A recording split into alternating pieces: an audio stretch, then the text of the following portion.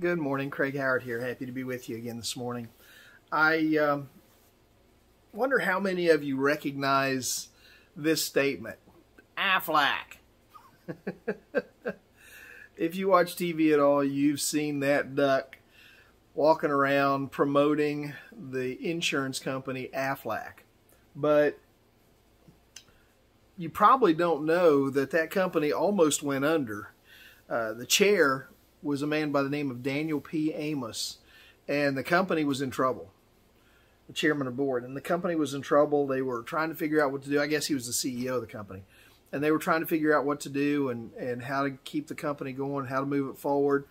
And some ad agency came up with this play on the word Aflac using a little white duck that constantly was getting himself hurt and then crying out with a quack, Aflac.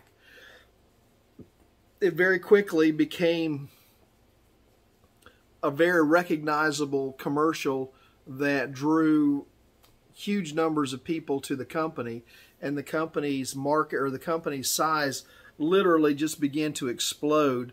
Their sales doubled between 1999 and 2003, which was when that commercial began, when that series of commercials began. And the company just exploded simply on the idea of what many people considered sort of a risky ad campaign. The CEO of the company made this statement. He said, being in business is always risk-taking. He said, just never risk a lot for a little. And I began to think about that, risking a lot for a little, how sometimes we do.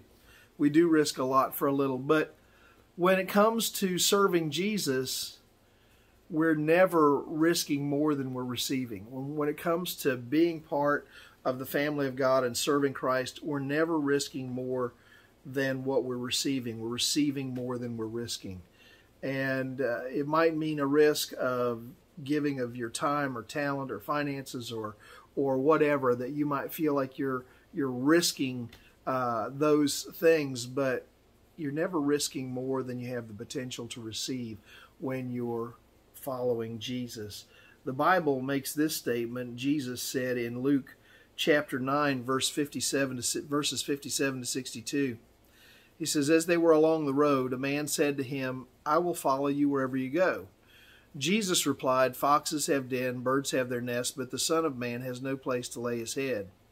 He said to another man, follow me, but he replied, Lord, first let me go bury my father. Jesus said to him, let the dead bury their own dead, but you go and proclaim the kingdom of God. Still another said, I will follow you, Lord, but first let me go back and say goodbye to my family.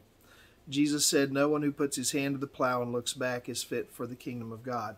What he was saying is, you have to make a decision about what's going to be the priority in your life. What's going to come first? Who's going to come first? Are your personal pleasures going to come first? Or are you willing to risk those personal pleasures for the furtherance of the kingdom of God, so that the message of the gospel can go forward in a way that will touch lives and make a difference on an eternal level?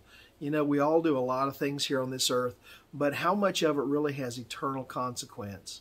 God calls us to step up our game. He calls us to risk things in our life for eternal rewards.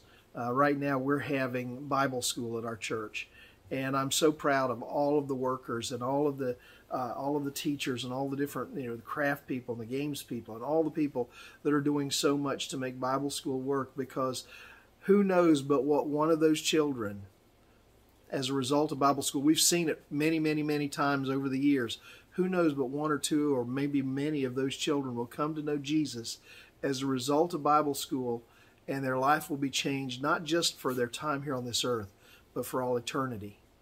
So it's worth taking risks. It's worth the risk of giving up some time and giving up some sleep and giving up some money and giving up some things so that the cause of the gospel can move forward. Well, something to think about. I hope you have a great day today. Mom and Dad, if you're watching, God bless you. I will see you, Lord willing, tomorrow.